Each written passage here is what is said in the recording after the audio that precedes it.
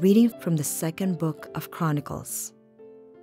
In those days, all the princes of Judah, the priests and the people, added infidelity to infidelity, practicing all the abominations of the nations and polluting the Lord's temple, which he had consecrated in Jerusalem. Early and often did the Lord, the God of their fathers, send his messengers to them, for he had compassion on his people and his dwelling place. But they mocked the messengers of God, despised his warnings, and scoffed at his prophets, until the anger of the Lord against his people was so inflamed that there was no remedy. Their enemies burnt the house of God, tore down the walls of Jerusalem, set all its palaces afire, and destroyed all its precious objects. Those who escaped the sword were carried captive to Babylon, where they became servants of the king of the Chaldeans and his sons, until the kingdom of the Persians came to power. All this was to fulfill the word of the Lord spoken by Jeremiah. Until the land has retrieved its lost Sabbaths, during all the time it lies waste, it shall have rest, while 70 years are fulfilled.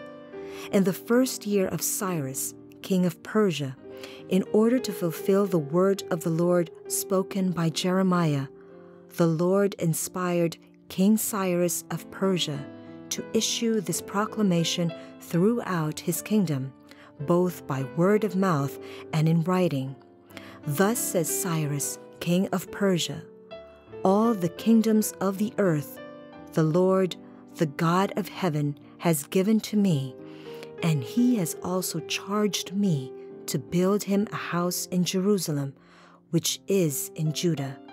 Whoever, therefore, among you belongs to any part of his people, let him go up, and may his God be with him.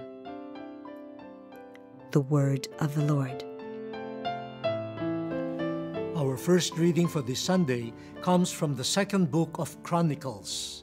Very clearly, our three readings for this Sunday talk about the great mercy of God. And the readings challenge us. How do you respond to God's mercy? And the response is faith. In the first reading, we find a narration of a rather sad history or part of the history of Israel. And that is the history of Israel's infidelity to God. And look at how sweeping the narration depicts this infidelity.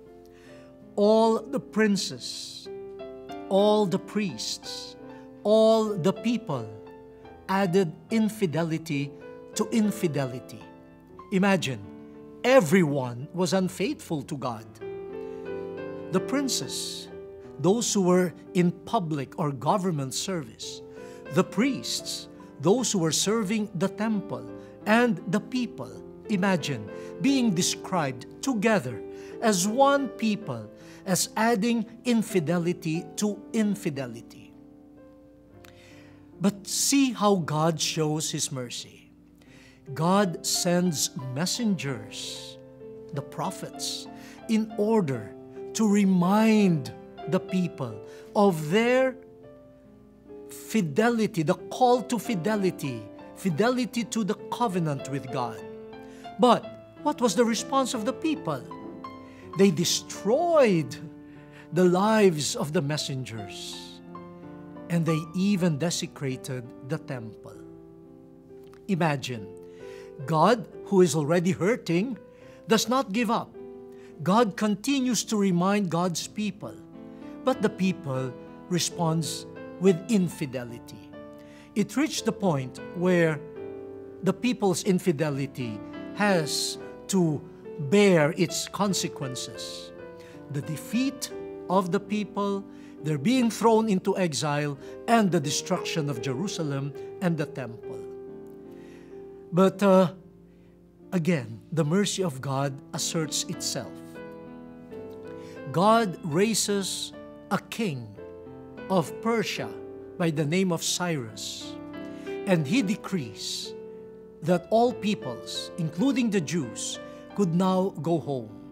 And for the Jews, it was not just a coming home, it was also the opportunity to rebuild the holy city, Jerusalem, and to rebuild the temple. This is how merciful God is. God does not desire the misery and the destruction of His people.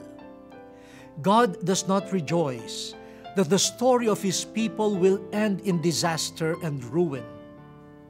God does not rejoice that the consequences of people's infidelity would really lead to despair. The mercy of God is manifested in God's way of transcending His hurts, transcending His pains, transcending His sorrows, transcending His humiliation as God being ignored by His people.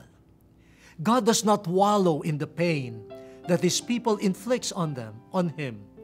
Instead, what quenches His pain is the everlasting love. They are my people. They bear my name.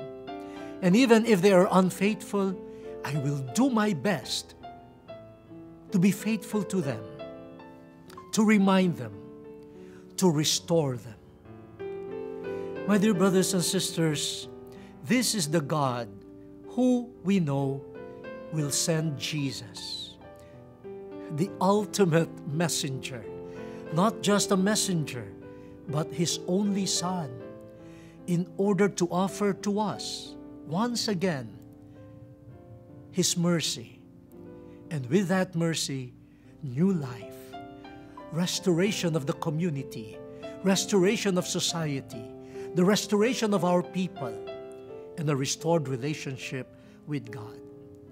I hope we will not waste God's mercy offered to us.